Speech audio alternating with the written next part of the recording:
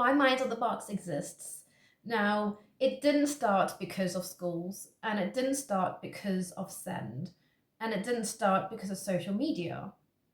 Why Minds of the Box now exists is because I got to this point where I needed to understand my own life. For many years, my whole life, in honesty, I felt different. I felt like an alien. Um, I didn't understand how many people could go through life effortlessly, and yet I struggled in almost everything, in social expectations, in schools, in work. And for a very long time, I thought the problem was me. So what did I do? I pushed myself harder. I judged myself harder. I judged myself probably more than anyone else would have. And I added masks, so many layers, that I didn't know who I was. I never knew who I was. I created a version of me that other people expected. And I found myself moving away from myself, from who I really was. And that made me very exhausted and extremely lost. And work taught me something very important, that bullying isn't always so obvious in your face. Um, it can be social, it can be subtle, it can be psychological, and it can be unspoken. Us people learn something very early on, which behaviors are rewarded, which voices are heard, which differences are accepted, and which are not.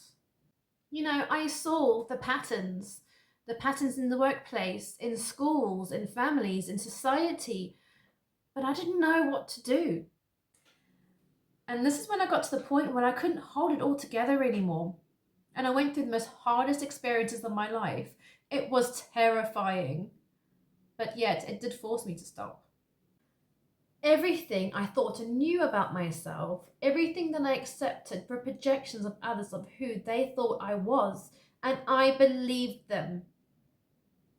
But this is when everything became in question, and I stopped asking, why am I so weird? Why can't I be the same as everyone else? Why can't I fit in? To who am I meant to be underneath all of this? And this is where Mind Out the Box is created with one question. What if what we think is personal failure is actually human adaptation? And what if anxiety makes sense? Burnout makes sense, masking makes sense, and what if people are not broken but just responding to pressure that they were never taught to understand? And so when I started following these questions, everything started to make sense. Children, schools, nervous systems, conditioning, relationships, identity, and human behavior, all different subjects, but yet still in the same web. And that is where we are going next.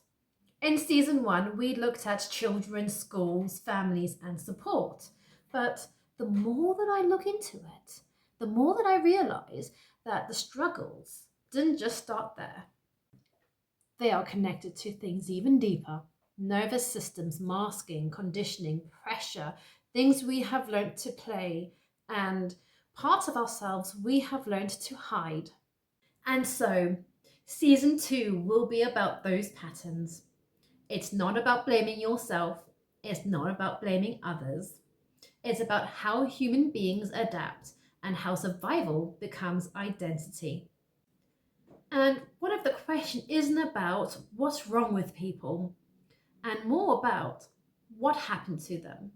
And when we understand this, we will stop fighting ourselves, we will stop judging others so quickly, and we will start to see the patterns underneath the behavior.